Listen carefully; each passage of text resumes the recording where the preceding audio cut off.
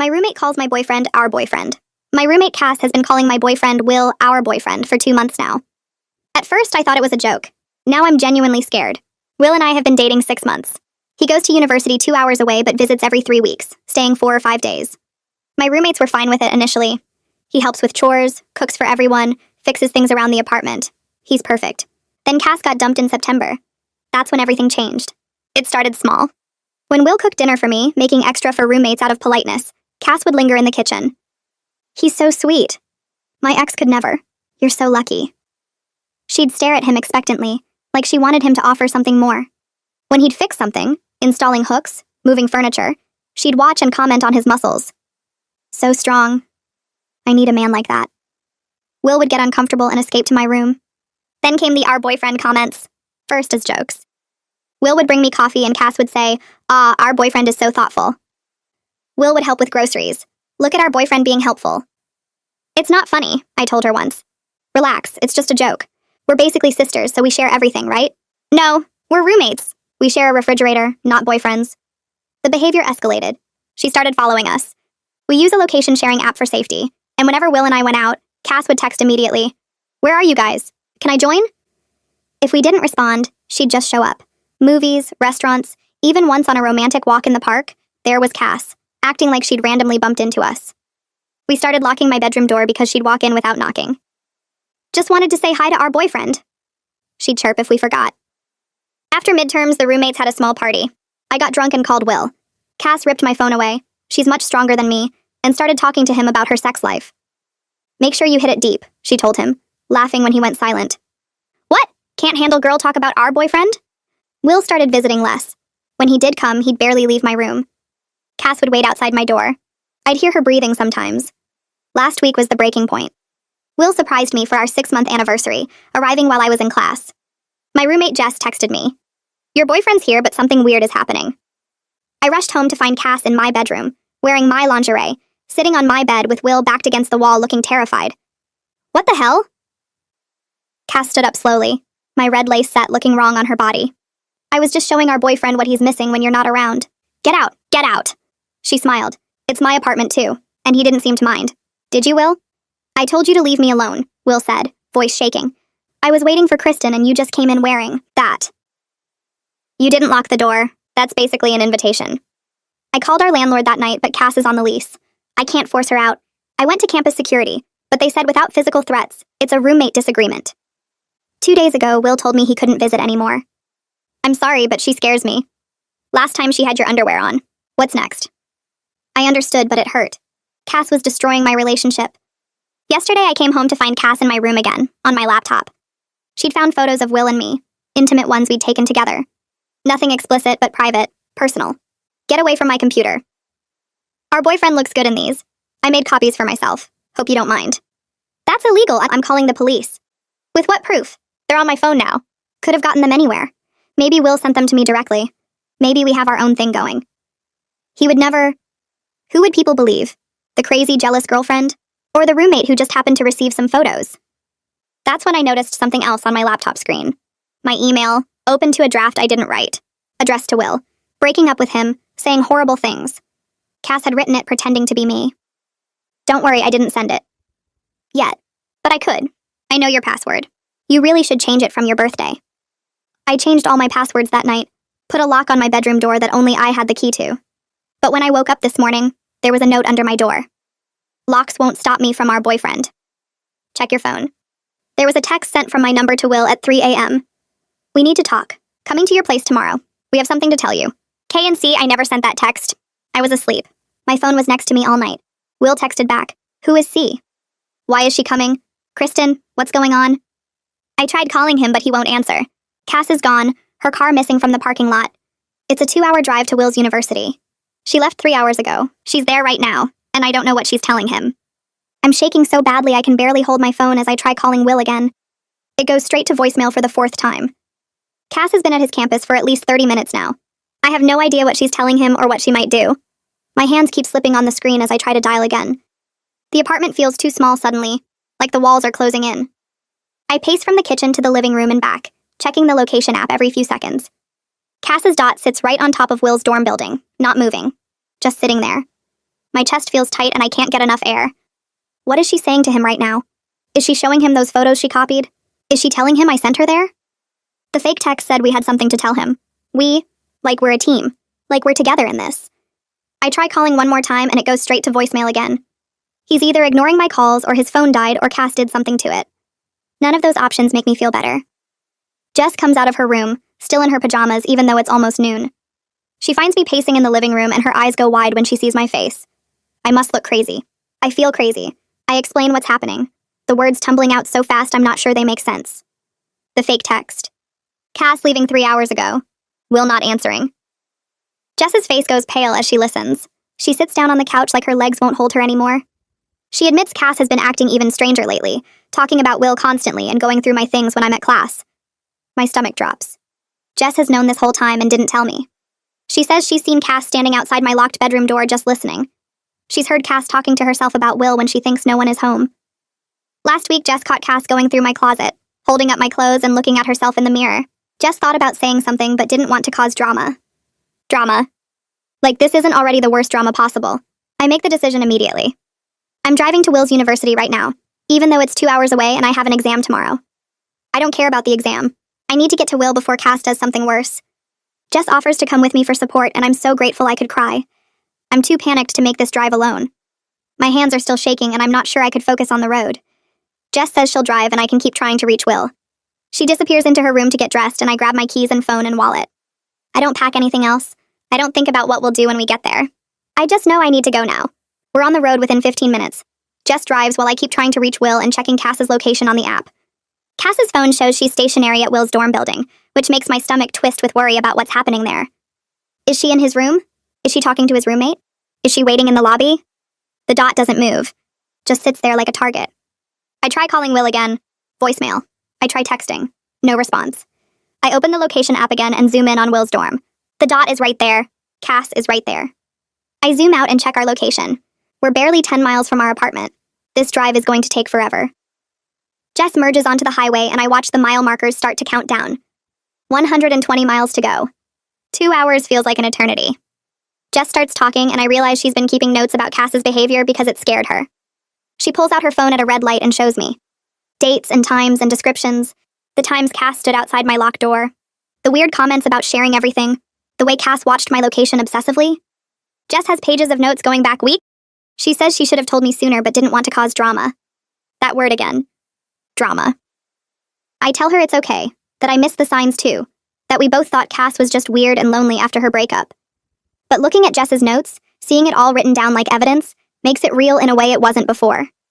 This isn't just roommate weirdness, this is something worse, something dangerous. An hour into the drive, I finally get a text from Will. My phone buzzes and I grab it so fast I almost drop it. The message makes everything inside me freeze. Your roommate is here and she's telling my RA that you sent her to check on me because you're worried about my mental health.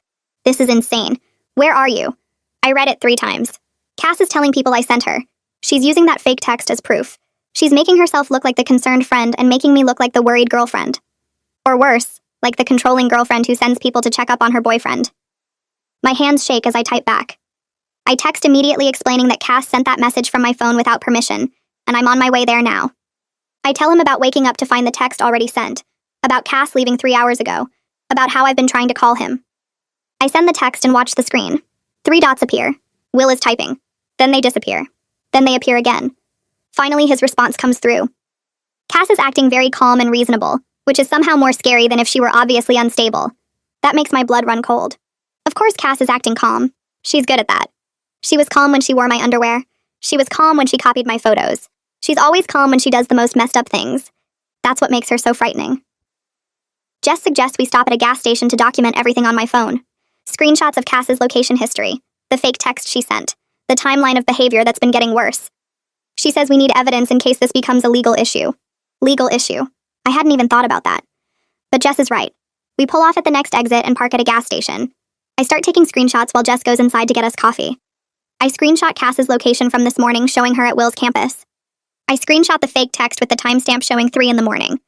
I screenshot old texts where Cass called Will our boyfriend. I screenshot everything I can think of. My photo gallery fills up with evidence. When Jess comes back with coffee, she helps me organize it into a folder. We label it with today's date, just in case. We arrive at Will's campus just as the sun is setting. The sky is orange and pink and pretty, but I barely notice. My hands are shaking again as we park outside his dorm. Will texts that Cass is in the common area talking to his roommate Theodore, acting like she's my official representative here to discuss our relationship. Official representative. Like I gave her permission. Like I sent her here. I feel sick. Jess puts her hand on my arm and asks if I'm ready. I'm not ready. But we get out of the car anyway. I walk into the dorm with Jess right behind me. The common area is to the left through glass doors. I spot Cass immediately sitting on a couch with a guy who must be Theodore. They're laughing like they're old friends. Cass has her hair down and she's wearing makeup and a nice sweater. She looks normal. She looks friendly. Theodore is smiling at something she said. When Cass sees me walk in, her whole face changes. The friendly smile disappears. Her expression shifts to something cold and mean that I've never seen before. She stands up slowly, still looking at me. Theodore notices the change and looks confused. Cass's eyes are hard and her mouth is set in a thin line. She doesn't look scared or caught. She looks angry that I showed up. Her voice gets loud and carries across the room. Several students sitting at tables with their laptops look up from their screens. She stands slowly and her smile is different now, sharper. I'm so glad you finally made it, Kristen.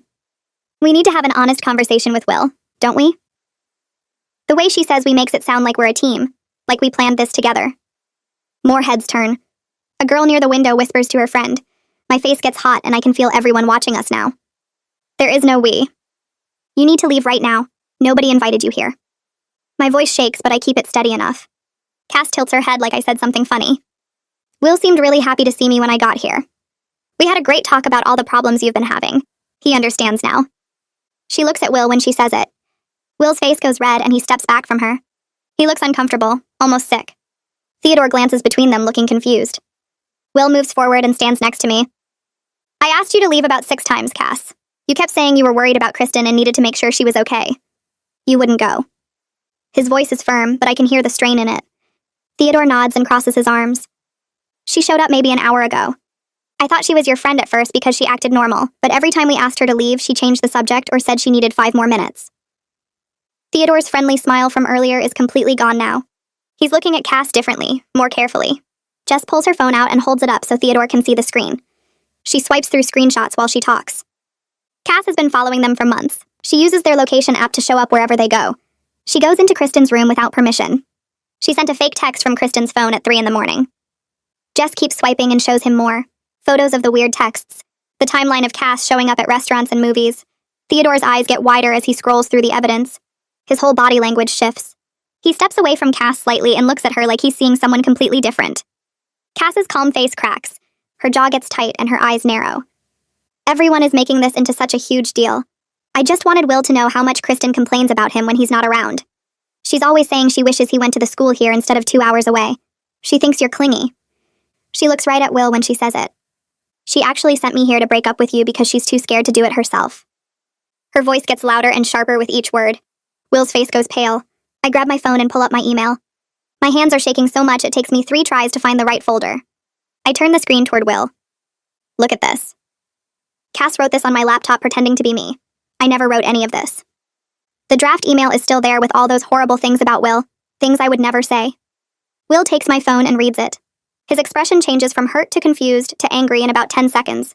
He looks up at Cass. You wrote this? You actually sat at her computer and wrote a fake breakup email? His voice is different now, harder. Theodore reads over his shoulder and his mouth drops open. Someone must have called the residential advisor because she comes through the glass doors looking serious. She's a tall woman with dark hair pulled back and she's wearing a staff badge. What's going on here? I got a report of a disturbance. I start to explain, but my words come out jumbled. Jess jumps in and shows the RA her phone with all the screenshots. Will shows her the fake email. Theodore confirms that Cass refused to leave when asked multiple times. The RA's face gets stern as she listens. She turns to Cass. You need to leave this building immediately. You're not a student here and you're clearly unwelcome. Cass crosses her arms. I have every right to visit a friend's campus. This is a public university. Her voice gets louder. You can't make me leave for having a conversation. The RA pulls out her radio. Campus security shows up fast, 2 officers in uniform. The RA explains the situation while showing them Jess's phone. One officer asks Cass to come with them outside. Cass's face turns red and she starts yelling. This is insane! Kristen is turning everyone against me because she can't handle that Will likes me better. People in the common area are definitely staring now, some filming on their phones. You're all going to regret this. Every single one of you. She points at me as the security guard guides her toward the door. She jerks her arm away from him but walks toward the exit. You ruined everything, Kristen. Everything. Her voice echoes through the common area as she pushes through the glass doors. We all follow outside and watch her storm across the parking lot to her car. The security guard follows at a distance to make sure she actually leaves. She gets in her car and slams the door so hard I can hear it from where we're standing. Her tires squeal when she pulls out. The security guard comes back and takes statements from all of us. He writes everything down in a small notebook. Will's hands shake while he talks. He describes how Cass showed up acting concerned and friendly, asking about his classes and his roommates. Then she started mentioning things she shouldn't know. His work schedule at the campus library, the name of his biology professor, what time he usually goes to the gym. She knew my whole routine, things Kristen never told her because we barely talk about that stuff. She must have been reading our messages. His voice breaks a little. The security guard writes faster. We finally go back inside and up to Will's room. Theodore says he's going to give us privacy and heads to the library. Will sits on his bed and puts his head in his hands. He's shaking all over. I sit next to him and he leans against me. She sat right there on the couch and told me she was worried about you. That you'd been crying a lot and talking about breaking up with me. She said you sent her to check on me because you were too upset to come yourself. He looks up at me. I almost believed her at first. She sounded so genuine. Then she started talking about my schedule and I realized something was really wrong. She knew I had a chemistry lab on Tuesdays and Thursdays. She knew I eat lunch at the dining hall near the science building. How would she know that? His eyes are wet. My stomach drops. I pull out my phone and start going through my settings. I need to change every single password right now. Email, social media, everything. Will moves closer and helps me. We go through account after account. My email shows login history and my blood runs cold. There are logins from Cass's IP address going back 3 weeks. She's been reading my emails for almost a month. Every message I sent to Will. Every conversation with my sister. Every private thing I wrote to Jess complaining about the situation. Will finds more evidence in my cloud storage. Cass logged in there too and looked through my photos. The private ones. The ones just for me and Will. She's been in everything, I say. My voice sounds far away. I pull up my email app and scroll through the login history. There are access points from locations I've never been, at times when I was in class or asleep. Cass has been reading everything for weeks. Will opens my photo storage and we find the same pattern. She looked through my private pictures over and over, downloading copies to her own device. My hands shake so badly I almost drop my phone. Will takes it from me and keeps checking. We go through my social media accounts and find she's been logged in there too, reading my private messages with friends and family. She knows everything about my life, every conversation, every plan, every private thought I shared with people I trusted. Theodore comes back from the library and knocks on the door. Will lets him in, and Theodore looks at both of us sitting on the bed surrounded by phones and laptops. We show him what we found, and his face gets serious. He pulls out his own phone and starts taking pictures of the login histories and access records. He says we need to document everything before Cass has a chance to cover her tracks or delete evidence. Jess texts asking if we're okay, and I tell her what we discovered. She responds immediately that she's been feeling watched lately too, like someone was going through her things when she wasn't home. She says she's going to check her own accounts now. Will finds a document in my cloud storage that I didn't create. It's a detailed list about him with his class schedule written out by day and time. His work shifts at the campus library, the names of his friends and roommates, places he goes regularly like the gym and dining hall, his favorite coffee shop and what he usually orders. The document has dates going back almost 2 months, right after Cass got dumped. She's been building a file on him this whole time, learning his patterns and routines like she was planning something. Theodore reads over Will's shoulder and says, "This is serious stalking behavior, not just a roommate being weird or jealous." He suggests we go to campus police right away because this level of surveillance and planning is dangerous. It's almost midnight, but I'm too scared to wait until morning. What if Cass comes back here tonight? What if she does something worse now that she knows we're onto her? Theodore says we can crash in the common area on the couches if we want to stay on campus where there are people around and security. Will agrees immediately, and Jess texts that she's staying at her girlfriend's place tonight because she doesn't feel safe at the apartment alone. We gather our phones and laptops with all the evidence we found. Theodore leads us downstairs to the common area where a few other students are studying late. The space feels safer with other people around, and a security guard who walks through every hour. Will and I sit together on one couch while Jess takes the other one. Theodore brings us blankets from his room and bottles of water. Nobody can sleep. We keep checking our phones and looking at the evidence we collected. Will finally starts talking about how scared he's been since the lingerie incident. He says he didn't want to make me choose between him and my living situation because he knew I couldn't afford to break my lease or move out suddenly. He's been having trouble sleeping and focusing on his classes because he keeps thinking about Cass showing up at his door or following him around campus. He feels guilty for not being more direct about how frightened he was, but he didn't want me to think he was overreacting or being dramatic. I tell him he wasn't overreacting at all, and I should have taken the situation more seriously from the start. We talk for hours about all the warning signs we both ignored or explained away. The breathing outside my door, the constant location checking, the way Cass inserted herself into every part of our relationship, how she always knew where we were and what we were doing. Will says he started avoiding visiting me not because he didn't want to see me, but because he was genuinely afraid of what Cass might do next. Theodore falls asleep in a chair nearby, but Will and I stay awake watching the sun come up through the windows. Morning light fills the common area and other students start moving around, heading to early classes or the dining hall. I feel exhausted but wired with anxiety about what comes next. I pull out my phone and call my older sister Heidi, because I need advice from someone outside this mess who can think clearly. She answers on the second ring, sounding worried because I never call this early. I explain everything that happened yesterday and last night, about Cass driving here uninvited and the evidence we found of her stalking behavior. Heidi listens without interrupting, and when I finish, she's quiet for a moment. Then she says this behavior pattern matches stalking cases she's read about in her psychology grad program. She explains that stalkers often escalate when their target tries to establish boundaries or pull away. The surveillance and information gathering are signs of obsessive behavior that typically gets worse without intervention. She asks if I've contacted police yet, and I tell her we're planning to go this morning. Heidi says she's driving down right now and she'll be here in a few hours. She wants to review everything with us and help figure out the next steps. She tells me not to go back to the apartment alone and to stay somewhere public with other people around until she gets here. I feel relief hearing her voice and knowing she's coming to help. Will wakes up Jess and we all get coffee from the campus cafe. We sit at a table near the windows where we can see people walking by outside. Theodore joins us and we go through all the evidence again, making sure we have screenshots and documentation of everything. Heidi arrives around noon looking tired from the drive but focused. She hugs me tight and then sits down with us at the table. We show her everything we found on my accounts and the detailed file Cass made about Will. Heidi pulls out a notebook and starts writing down dates and details, organizing the information into a timeline. She explains that stalking cases require clear documentation of escalating behavior over time. One incident might seem minor, but a pattern shows intent and obsession. She points out how Cass's actions have gotten progressively more invasive and bold, from comments to following us to breaking into my accounts and showing up uninvited at Will's campus. Heidi says the fact that Cass created a detailed surveillance file on Will demonstrates planning and premeditation, which courts take seriously. She suggests we go to campus police this afternoon and file a formal report. She'll come with us and help make sure we include all the important details. Will looks nervous but agrees. Theodore says he'll come too as a witness since he saw Cass refuse to leave yesterday and heard her making threats. We walk across campus to the police department in the administration building. Officer Flynn O'Brien meets with us in a small interview room. He's younger than I expected, maybe in his 30s, with a calm, professional manner that makes me feel slightly less anxious.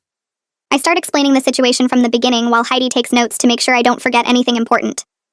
Officer O'Brien listens carefully and asks questions about specific dates and times. He has me show him the login histories and the surveillance document Cass created. His expression gets more serious as he reviews the evidence on my phone. Theodore describes what happened yesterday when Cass showed up and refused to leave despite being asked multiple times. Will explains how frightened he's been and how Cass's behavior has affected his ability to function normally.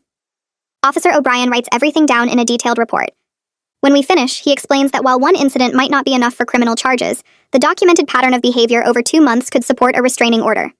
He says stalking cases are hard to prosecute, but the evidence we have is strong, especially the digital footprint showing unauthorized access to my accounts and the surveillance file. He emphasizes that we need to document every interaction with Cass from now on, save every text, email, and message. Keep a log of when and where she shows up. Take photos or videos if possible. The more evidence we have of continued harassment, the stronger the case becomes. He warns us that restraining orders don't always stop stalkers, and sometimes the attempt to establish legal boundaries makes them escalate further. Officer O'Brien makes copies of all our evidence and says he'll contact the police department at my campus to coordinate since Cass and I live in the same jurisdiction. He gives me his direct number and tells me to call immediately if Cass tries to contact me or shows up anywhere. He also suggests I talk to campus housing about my living situation, because continuing to share an apartment with someone exhibiting this behavior isn't safe. We leave the police station, and I feel both relieved that we reported everything and terrified about what happens next. Heidi puts her arm around my shoulders and says I did the right thing, that getting authorities involved was necessary even though it's scary. Will looks exhausted and worried. I realize I have to go back to my apartment eventually because I have classes tomorrow and all my things are there. I can't just abandon my life because of Cass. Jess texts that she checked her apartment and Cass hasn't been back yet, but some of her stuff is moved around. Heidi insists she's coming back to the apartment with me and staying for a few days to make sure I'm safe. Will wants to come too, but he has classes he can't miss. We agree he'll stay at his campus for now and will video call every night. The drive back feels long even though it's only 2 hours. Jess meets us at the apartment parking lot and we all go in together. The apartment feels different now, like a place that used to be home but isn't anymore. Cass's bedroom door is closed, but I can see light under it, which means she came back at some point. Jess points out that things in the living room are slightly rearranged. A picture frame is moved. The TV remote is in a different spot. Small changes that show someone was here going through our space. We go to my room and I see immediately that someone's been inside even though I locked it. The lock on my door is one of those basic push-button kinds that you can pick with a paperclip. My dresser drawers are open slightly. Papers on my desk are shuffled. My closet door isn't closed all the way. I start checking what's missing and my stomach drops. The sweater Will gave me for my birthday is gone. Photos of us together that I kept in a box are missing. My journal where I wrote about our relationship and private thoughts is nowhere to be found. Cass took pieces of my life with Will, like she's collecting evidence of our relationship or trying to insert herself into it by possessing things that belong to us. Jess finds that some of her things are missing too. A scarf and a book she lent me. Small items that Cass could claim were borrowed or shared. The violation feels worse than before because now Cass isn't just watching or following. She's taking physical pieces of my life and privacy. Heidi immediately says we're changing the lock on my bedroom door right now. We drive to a hardware store and buy a proper lock that requires a key, not just a button you can pick. Heidi installs it herself while I watch, and she gives me the only 2 keys. One for me and one for Jess in case of emergency. We also set up my phone to automatically back up all photos and messages to a cloud account that Cass doesn't know exists. Heidi creates the account using her own email, so there's no way Cass can find it or access it even if she gets into my devices again. We change every password I have to long random strings that Heidi writes down and keeps in her own phone. She sets up 2-factor authentication on everything, so even if Cass somehow gets my passwords, she can't log in without the codes that come to my phone. I sleep with my phone on the nightstand and my door locked with the new key only I have. Heidi is in the living room on the couch and Jess is in her room. Around midnight, I hear footsteps in the hallway outside my door. Heavy footsteps that stop right at my door. Then the pounding starts. Cass slams her fists against my door so hard the frame shakes. She yells that I'm being ridiculous and dramatic. She says she just wanted to borrow some things and I need to stop acting like a victim. The pounding gets louder and I can hear her trying the doorknob over and over. She screams that this is her apartment too and I can't lock her out. I grab my phone and text Heidi that Cass is outside my door. Within seconds, I hear Heidi's voice in the hallway telling Cass to stop and go to her room. Cass yells back that Heidi has no right to be here and needs to mind her own business. The pounding continues and now Cass is kicking the door. I hear Heidi on the phone with someone and she says the address clearly. She's calling the police. Cass must hear this too because she screams that I'm going to regret this and that I'm turning everyone against her over nothing. The kicking stops, but I can hear her breathing on the other side of the door. Heavy, angry breaths. Jess comes out of her room and I hear her telling Cass to calm down. Cass tells Jess to shut up and that she's a traitor too. The next 15 minutes feel like hours. I stay in my room with my door locked and listen to Cass pacing in the hallway. She mutters things I can't quite hear. Finally, I hear new voices. Deep official voices asking questions. Heidi lets the police officers inside and I hear everything change. Cass's voice becomes soft and shaky. She sounds like she's crying. She tells the officers she's just worried about me and wanted to make sure I'm okay. She says I've been acting strange lately and she's concerned. One officer asks me to come out and I unlock my door with shaking hands. There are 2 officers in uniform standing in our living room. Cass is sitting on the couch with tears on her face, looking small and scared. She looks at me with wet eyes and says she's sorry for scaring me. The officers ask to speak with each of us separately. One takes Cass into her room while the other talks to me and Heidi in my room. I show him everything on my phone. The police report from Will's campus. The screenshots of Cass's location following us. The fake text she sent from my phone. The photos of my ransacked room. Jess comes in and shows her phone too with all the notes she took. Dates and times of Cass's behavior. The officer writes everything down in a small notebook. He looks at the police report from Will's campus and nods slowly. He says he recognizes this pattern.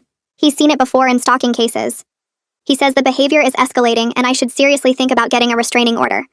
He explains what that means and how to file for one. The other officer comes back from talking to Cass and they step into the hallway to discuss. I can hear them talking in low voices. They come back and tell Cass she needs to leave me alone. They give her an official warning. Cass nods and says she understands. She apologizes again. The officers leave and the apartment becomes so quiet I can hear the refrigerator humming.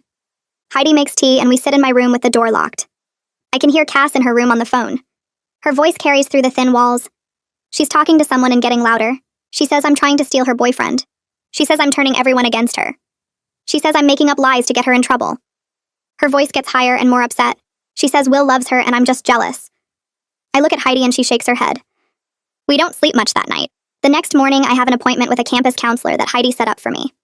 Her name is Violet Shin, and she works in the Student Health Center in an office with soft lighting and comfortable chairs. I tell her everything that's happened, and she listens without interrupting. When I finish, she says what Cass is doing is serious. She uses words like obsessive attachment and erotomania. She explains that some people develop intense fixations on others who are unavailable. She says it's not about love, but about control and fantasy. She says stalkers often believe their target secretly wants them despite clear rejection. Violet helps me make a safety plan. She writes everything down on a printed form. She says I should vary my routes to class, so Cass can't predict where I'll be. She gives me a list of campus security phone numbers and emergency contacts. She says I should tell my professors what's happening so they're aware. She helps me identify safe people I can contact in different campus buildings if I need help. She emphasizes that stalking usually gets worse when victims try to set boundaries. She says Cass might escalate further now that police are involved. This scares me, but Violet says it's important to be prepared. She schedules weekly appointments with me and gives me her emergency contact information. She says I can call anytime if I feel unsafe. After meeting with Violet, I go to the legal aid office on campus. A woman named Michaela Harden meets with me in a small conference room. She's a lawyer who offers free help to students dealing with harassment. I show her all my documentation, and she goes through everything carefully. She takes notes and asks specific questions about dates and times. She says I have a strong case for a civil restraining order. She explains the process will take several weeks. First, we file for a temporary order.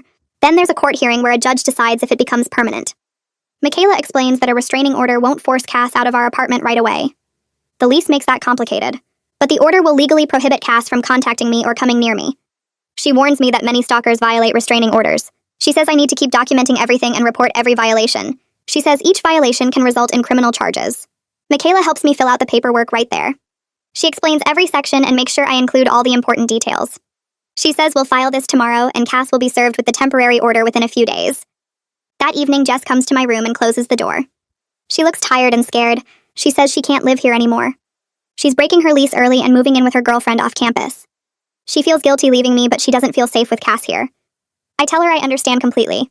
I'm actually relieved she's getting out. She shouldn't have to deal with this. Jess says she'll still be around and we can meet for coffee anytime. She promises to testify if I need her for the restraining order hearing. She starts packing that night. 3 days later, I'm in class when my phone buzzes. It's a text from Michaela saying Cass has been served with a temporary restraining order. My stomach drops. I know Cass is going to be furious. The court date for the permanent order is set for 2 weeks from now. 2 weeks where I have to face Cass in court and explain everything in front of a judge. 2 weeks of waiting and worrying about what Cass might do next. I leave class early and go back to my apartment. Jess is already gone. Her room is empty. It's just me and Cass now in this apartment, and Cass legally can't come near me, but we share walls and a kitchen. I lock myself in my room and try to study, but I can't focus. I keep thinking about the court date and having to see Cass there, having to tell a judge about the lingerie incident and the stalking and everything else. My phone buzzes again. It's Will asking if I'm okay. I tell him about the restraining order and he says he's proud of me. He wishes he could be here, but he has exams he can't miss. We video call that night and just seeing his face makes me feel a little better. But I'm still scared. 2 weeks feels like forever. The next day, I wake up to notifications flooding my phone.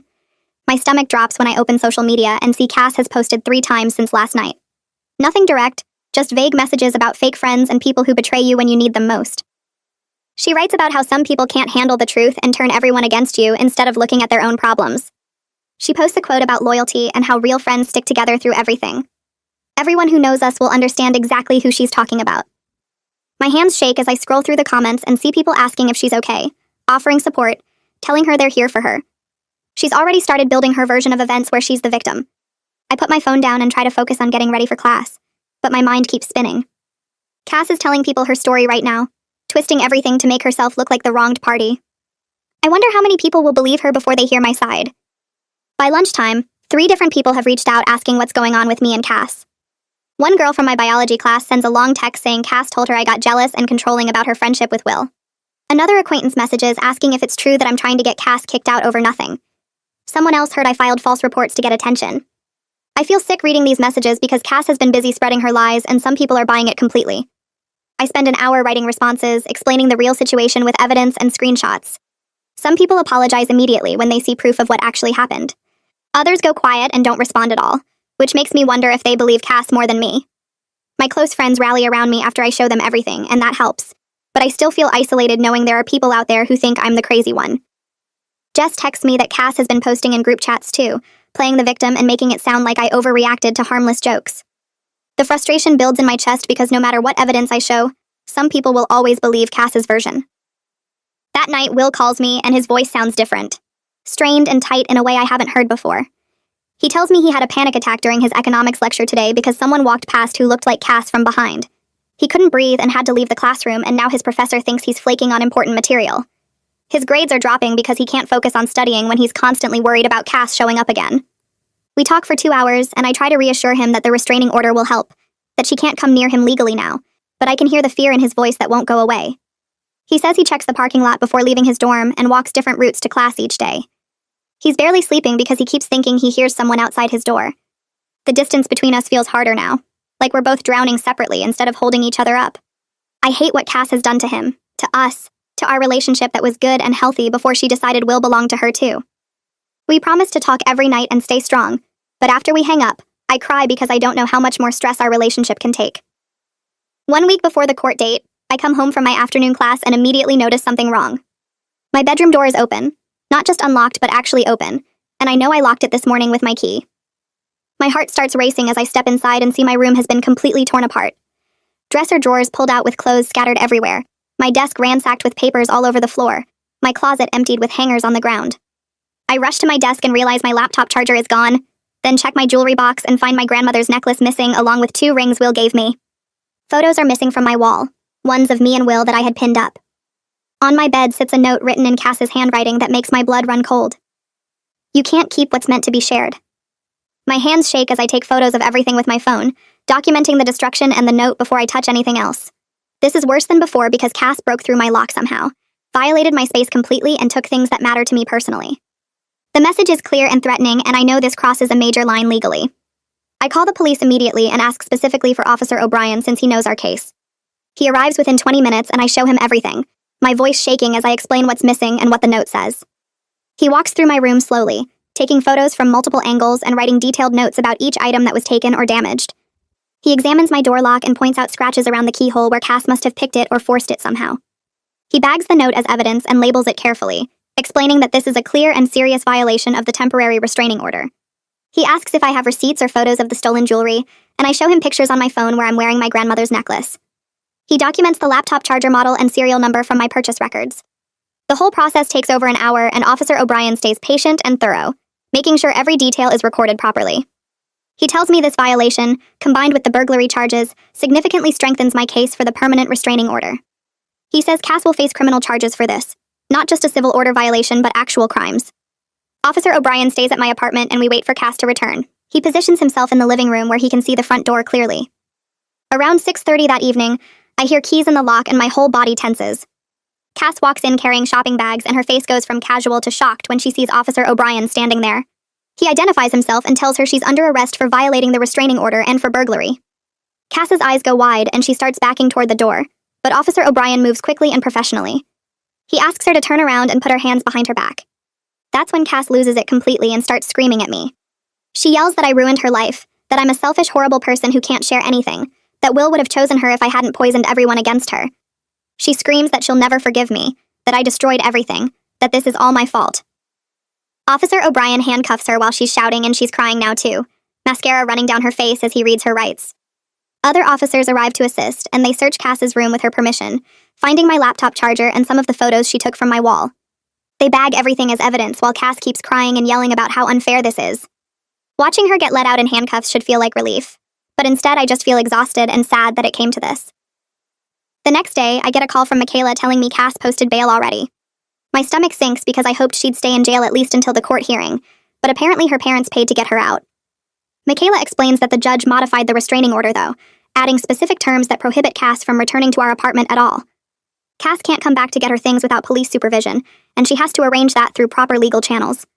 Michaela says this is actually good for me because it means I won't have to see Cass around the apartment anymore, at least not without officers present. She warns me that Cass might try to retaliate in other ways since she's out on bail, so I need to stay alert and keep documenting everything. I feel some relief knowing Cass legally cannot come back here freely, but I'm also anxious about what she might do next. People who violate restraining orders once often do it again, and Cass has already shown she doesn't care about legal consequences when she wants something. I meet with Roger Bartlett, my landlord, at his office the next morning to discuss my options. He's a middle-aged man with kind eyes who listens carefully as I explain everything that's happened. I show him the police reports, the restraining order paperwork, and photos of my ransacked room. He shakes his head and says he had no idea the situation had gotten this serious. I ask if there's any way to break my lease early, or have Cass removed permanently from the apartment. Roger reviews the lease carefully, and explains that normally breaking a lease costs 2 months' rent as penalty, but given the criminal charges and restraining order, he's willing to make an exception. He says he can let me out of the lease early without any penalty, because this situation involves my safety and documented criminal behavior. He'll work on getting Cass's name removed from the lease entirely since she's legally prohibited from being there anyway. I feel tears of relief because this means I can actually leave and find somewhere safe. Roger is sympathetic and understanding, saying he has a daughter in college and would want someone to help her if she was in this situation. He gives me 30 days to find a new place and move out, and he'll handle all the paperwork to make it official. That afternoon, I call my sister Heidi and tell her about Roger's offer to let me break the lease. She immediately says she'll help me apartment hunt this weekend. By Saturday, we're driving around looking at different places near campus. Most are too expensive for me to afford alone since I was splitting rent 3 ways before. Heidi finds a small studio apartment just 15 minutes from campus that's available immediately. It's tiny, just one room with a bathroom and kitchenette, but it has good locks, and the building requires keycard access. The rent is almost double what I was paying before, and I start to panic about how I'll afford it. Heidi calls our parents right there and explains the situation. Within an hour, my mom calls back and says they'll help cover the rent difference each month because my safety is more important than money. She sounds scared and angry about everything that happened, but mostly she just wants me somewhere secure. I cry on the phone thanking her because I didn't want to ask for money, but I also desperately need to get away from that apartment. We put down a deposit that same day, and the landlord says I can move in next weekend. Having a concrete plan and a safe place to go makes me feel like I can finally breathe again. The court hearing for the permanent restraining order happens 2 weeks after I filed, exactly on schedule. I wake up that morning feeling sick with nerves because I have to testify about everything in front of a judge. Michaela meets me at the courthouse and walks me through what to expect. We sit in the hallway outside the courtroom waiting for our case to be called, and my hands won't stop shaking. When they finally call us in, I see Cass sitting at a table with her lawyer, a sharp-looking woman in an expensive suit. Cass won't look at me directly, but I can see her jaw clenched tight. The judge is an older woman who looks stern but fair. Michaela presents our evidence first, walking through the timeline of Cass's behavior with photos, text messages, police reports, and witness statements. I have to take the stand and testify about the lingerie incident, about coming home to find my room ransacked, about the fake text Cass sent from my phone. My voice shakes, but I get through it, answering the judge's questions as clearly as I can. Cass's lawyer tries to make it sound like misunderstandings, like Cass was just a concerned friend who got caught up in drama. She suggests I overreacted to normal roommate conflicts, and that Cass's mental health struggles make her a victim too. But the evidence is too strong, the police report's too detailed, the pattern too clear. Officer O'Brien testifies about the break-in and arrest, and his professional account carries weight. The judge reviews everything carefully, asking pointed questions that Cass's lawyer struggles to answer convincingly. The judge leans back in her chair and reviews the final documents one more time before speaking. She looks directly at Cass and then at me, her expression serious and measured. She announces that based on the evidence presented, including multiple police reports, witness testimony, and documented violations of boundaries, she's granting a permanent restraining order valid for 3 years. Cass must stay at least 500 feet away from me at all times. She must stay away from Will. She must stay away from both our campuses and any place she knows we frequent regularly. The judge adds that any violation will result in immediate arrest and criminal charges. I feel my whole body relax for the first time in weeks, like I've been holding my breath underwater and finally broke the surface. But when I glance over at Cass, she's staring at me with an expression I've never seen before. Pure hatred. Her eyes are cold and focused, and even though the judge is still talking, Cass doesn't look away from me. It's like she's trying to memorize my face or send me some kind of message. I feel relieved that the order is in place, but I also feel scared because that look tells me this isn't over in her mind. Michaela touches my arm gently and whispers that we should leave through the side exit to avoid any confrontation in the hallway. We gather our papers and walk out while Cass is still sitting with her lawyer. I hear her say something sharp but can't make out the words. The following weekend, Heidi drives up early Saturday morning with her truck packed with boxes and cleaning supplies. Jess meets us at my new studio apartment with her girlfriend, and Will makes the 2-hour drive down to help me move. It takes most of the day to get my stuff out of the old apartment. Cass isn't there, which I'm grateful for, but I can tell she's been in my room again because things are moved around. A few items are missing, small things like a hair clip and a photo from my desk. I don't even care anymore. I just want to get out. We load everything into the truck and Heidi's car, making 2 trips to bring it all to the studio. The new place is tiny compared to what I'm used to. The kitchen is basically a counter with a mini fridge and a 2-burner stove. The bathroom is so small I can touch both walls at once, but it has good locks on the door and windows. The building requires a key card to get in. The landlord installed a deadbolt and a chain lock at my request. When we finish unpacking the last box and setting up my bed, I sit down on the floor and just breathe. Will sits next to me and puts his arm around my shoulders. This is the first time in months that I feel like I can actually breathe deeply without worrying about who might walk through my door. Having my own space with locks only I control feels like the first real safety I've had since this whole thing started. Jess orders pizza for everyone and we eat sitting on the floor because I don't have furniture yet. Heidi promises to help me find some cheap stuff at thrift stores next weekend. For now, I have a bed, my clothes, and my privacy. That's enough. The first month in the new apartment is mostly peaceful, but Cass violates the restraining order twice. The first time happens during my Tuesday morning class. I'm walking across campus to the science building when I see her standing near the bike racks about 40 feet away. She's just standing there, watching me. I freeze for a second, then pull out my phone and take a photo of her. She sees me do it and walks away quickly, but I report it to campus police immediately. Officer O'Brien takes my statement and confirms that 40 feet is definitely within the 500-foot boundary. He says he'll file a report and contact Cass's probation officer. The second violation happens 2 weeks later through social media. I get a friend request from an account I don't recognize, and when I click on the profile, it's clearly fake.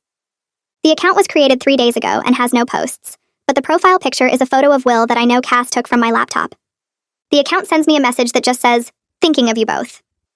I screenshot everything before blocking the account and send it all to Officer O'Brien. He forwards it to Cass's lawyer with a warning that continued violations could result in jail time instead of just probation. Michaela tells me that judges take restraining order violations seriously, especially when there's a clear pattern. Each violation I document makes the case stronger if we need to go back to court. Will and I start doing video calls 3 or 4 times a week now that he's too nervous to visit my new place. He worries that Cass is watching my apartment and will follow him if he comes to see me. I understand his fear because I have the same worries, but the distance is hard. We used to spend whole weekends together, and now we're back to just seeing each other through a screen. Our calls are different from they used to be, though. We talk about real things now, about how scared we both are and what we need from each other. Will admits that Cass showing up at his dorm was the most frightened he's ever been, and he's still having trouble sleeping sometimes.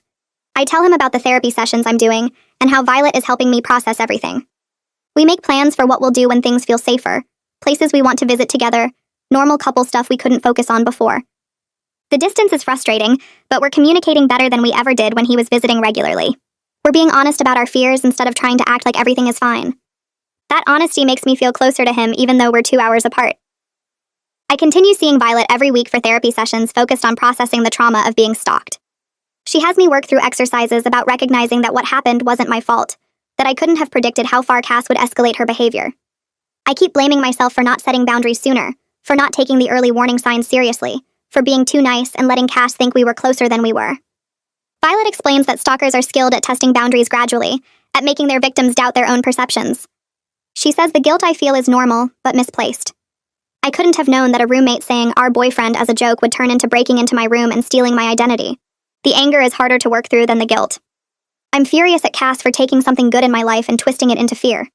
I'm angry that she made Will scared to visit me. I'm angry that she invaded my privacy so completely, reading my messages and emails and going through my personal photos. Violet helps me understand that anger is healthy and appropriate, that I have every right to be angry about what was done to me. She teaches me ways to process the anger without letting it consume me or make me feel powerless. The sessions are exhausting but helpful. I leave each one feeling a little bit lighter, a little bit more in control of my own story. 3 months after the restraining order is granted, I get a call from Michaela with news about Cass's criminal case. The charges for violating the restraining order and the burglary of my room have been resolved through a plea deal. Cass accepted an agreement where she gets probation instead of jail time, but the conditions are strict. She has to attend mandatory mental health treatment twice a week with a therapist who specializes in obsessive behaviors. She has to meet with her probation officer every 2 weeks and prove she's complying with treatment. Most importantly, she agreed to transfer to a different university next semester. Michaela explains that the prosecutor pushed for the transfer requirement because having Cass on the same campus as me would make it too easy for her to violate the restraining order again, even accidentally. The plea deal means I don't have to testify in a criminal trial, which is a relief because I was dreading having to face Cass in court again. Michaela warns me that plea deals don't mean the person has accepted responsibility or changed their thinking. Cass might have agreed to these terms just to avoid jail, not because she understands what she did wrong. I need to stay vigilant and keep documenting anything suspicious. The restraining order is still in effect regardless of the plea deal, and any violation still has serious consequences. Knowing that Cass will be on a different campus starting next semester brings relief so huge I almost cry when Michaela tells me. I won't have to worry about running into her between classes or seeing her at campus events. I won't have to check over my shoulder constantly or take different routes to avoid places she might be. Violet warns me in our next therapy session that stalking victims often experience something called hypervigilance, even after the threat is gone. She explains that my brain has been in constant alert mode for months, always scanning for danger, always preparing for the next violation or confrontation. That pattern doesn't just switch off immediately when the threat is removed. I notice she's right. I still check over my shoulder multiple times when I'm walking to class. I still feel my heart rate spike when I see someone with the same build or hair color as Cass. Last week I saw a girl wearing a jacket similar to one Cass used to wear, and I had a full panic response before I realized it wasn't her. My body is still reacting like I'm in danger, even though logically I know Cass will be hours away soon. Violet says this is normal and will fade with time and continued therapy. She teaches me grounding techniques to use when I feel the panic starting, ways to remind myself that I'm safe now and the threat has passed. We'll finally feel safe enough to visit my new apartment for a weekend in early spring. It's the first time we've been together in person without fear or tension hanging over us in months. We don't do anything special. We cook breakfast together in my tiny kitchen and watch movies on my laptop. We take a walk around my neighborhood without worrying about someone following us or showing up uninvited. We talk about his graduate school applications and my plans for next semester. We talk about visiting his family over summer break and maybe taking a short trip somewhere neither of us has been before. Normal couple conversations about a future that feels possible again. Being physically close to him without the constant anxiety is strange at first. I realize how much tension I'd been carrying, how much I'd been bracing myself for something bad to happen every time we were together. Will admits he feels the same way, that he's been waiting for Cass to appear around every corner. But she doesn't appear. Nobody bangs on my door or sends weird messages. We spend the weekend reconnecting and remembering why we work as a couple. When Will leaves Sunday evening, I feel sad but not scared. We have plans for him to visit again in 2 weeks. We're building something real again without Cass's shadow over everything. Jess and I meet for coffee regularly now, usually once a week at a place halfway between our apartments. She apologizes again for not speaking up sooner about Cass's behavior, for not warning me how serious it was getting. I tell her the same thing I've told her before, that I don't blame her. I missed the signs too. I lived with Cass and saw her every day, and I still didn't recognize how dangerous her obsession was becoming until it was already out of control. Jess shares that she's been having some anxiety since everything happened, that she feels guilty for not protecting me better as a friend. I remind her that she did help. She documented Cass's behavior. She came with me to Will's campus. She testified at the restraining order hearing. She helped me move. Those actions mattered. We talk about how we both learned the same hard lesson, that you can't always tell who's going to become dangerous just by looking at them. Cass seemed normal at first, a little intense after her breakup, but not scary. The escalation was so gradual that we both normalized behaviors that should have alarmed us. We bond over our shared experience of surviving something frightening and coming out the other side. Jess is one of the few people who truly understands what those months were like, because she witnessed it firsthand. I join a campus support group for students who've experienced stalking or harassment. The group meets every other week in a private room at the counseling center. There are usually 6 or 7 people there, mostly women but a couple of men too. Hearing others' stories helps me feel less alone in what I went through. Several people share that their stalkers also seemed normal at first. One girl talks about an ex-boyfriend who seemed hurt but accepting when they broke up, then gradually started showing up everywhere she went. A guy describes a classmate who became obsessed after they worked on one group project together. The gradual escalation made them doubt their own perceptions. They wondered if they were overreacting or being paranoid. They tried to be nice and give the person the benefit of the doubt. Everyone in the group understands that specific guilt, that feeling of, I should have known sooner, or I should have been more firm about boundaries earlier. The group facilitator reminds us that stalkers are skilled manipulators who test boundaries incrementally. They make their victims question reality and doubt their own instincts. Recognizing the patterns after the fact doesn't mean we failed to protect ourselves. It means we're learning and healing. Listening to others describe their experiences and recovery gives me hope that I'll eventually feel normal again, that the hypervigilance and fear will continue to fade until they're just memories instead of constant companions. I start turning in assignments on time again, checking them twice before submitting because I'm not distracted by wondering if Cass is reading my emails or following my location. My biology professor accepts my late lab reports without penalty after I explained the situation to her earlier in the semester, and I managed to pull my grade up from a C to a B by finals week. The chemistry midterm I thought I'd failed completely actually comes back with a passing score, and my advisor tells me I'm back on track for my degree requirements. I can sit in the library now without constantly watching the door or checking my phone every 5 minutes to see if Cass has somehow bypassed my new security settings. My hands don't shake when I open my laptop anymore, and I've stopped having nightmares about finding her in my room wearing my clothes or touching my things. Will surprises me 3 weeks before our anniversary by booking a hotel in a city neither of us has ever visited, somewhere 4 hours away where nobody knows us, and Cass definitely won't appear. We drive there on a Friday afternoon with the windows down and music playing, and for the first time in months, I feel like a normal college student on a normal trip with her boyfriend. The hotel room has a view of the downtown area, and we spend the evening walking around looking at shops and restaurants without me checking over my shoulder every few minutes. We eat dinner at a small Italian place where the waiter doesn't ask why I keep my phone face down on the table, or why I tense up when someone walks past our booth. That night in the hotel room, Will holds me, and we talk about how close we came to breaking up, how Cass almost succeeded in destroying what we built together. He tells me he's proud of how I handled everything, getting the restraining order and moving out and not giving up even when it felt impossible. I tell him I'm sorry he had to experience any of it, that he got pulled into my roommate's obsession and felt unsafe in his own dorm. We promise each other that we won't let fear control our decisions anymore, that we'll trust our relationship is strong enough to handle whatever comes next. I'm standing in line at the campus coffee shop when I overhear 2 girls talking about someone who got arrested for stalking last semester, and my stomach drops until I realize they're not talking about my situation. Later that week, Jess texts me that she heard through a mutual friend that Cass is going to therapy twice a week as part of her probation requirements and enrolled at a different university 3 hours away for the spring semester. The news makes me feel strange, like I should be happy she's getting help, but also worried that therapy won't fix whatever made her obsess over Will in the first place. I maintain all my security measures anyway, keeping my location sharing turned off except for a few trusted people, and checking my bedroom door lock every night before bed. Violet reminds me during our session that Cass's recovery isn't my responsibility, that I can hope she gets better while still protecting myself and maintaining firm boundaries. Heidi calls me on a Tuesday afternoon sounding excited and a little emotional, telling me she finished her psychology degree and got accepted into a specialized program for trauma therapy. She says helping me through the stalking situation made her realize she wants to work with people who've experienced similar violations of safety and trust, that watching me navigate the legal system and recovery process showed her how much people need advocates who understand. I feel proud that something positive came from everything that happened, even though I wouldn't wish that experience on anyone.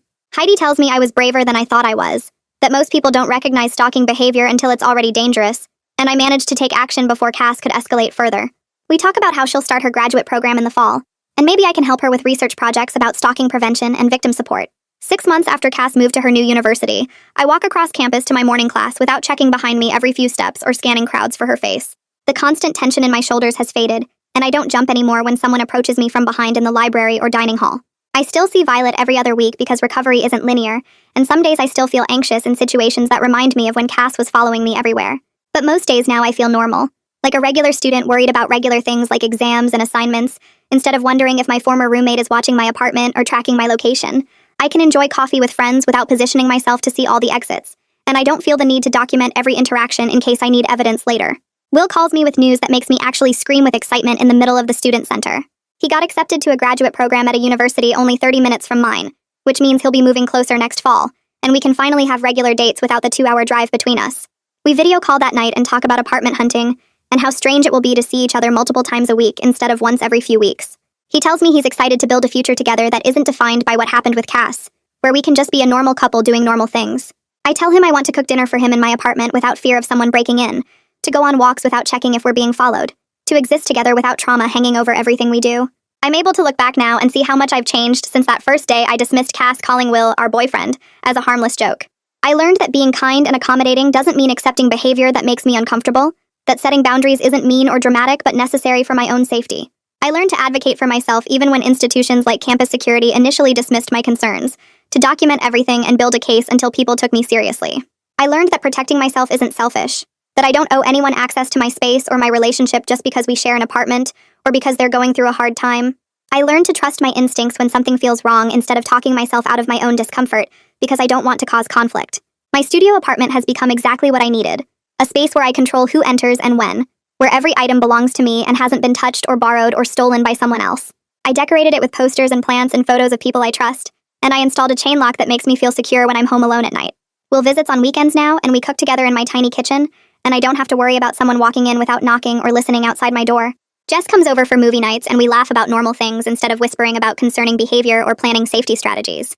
My relationship with Will is stronger than it was before everything happened with Cass, because we learned to communicate about fear and boundaries and trust, because we chose each other even when it would have been easier to walk away. I've built a support system of people who respect my space and my choices, who understand that safety isn't paranoia and boundaries aren't punishment.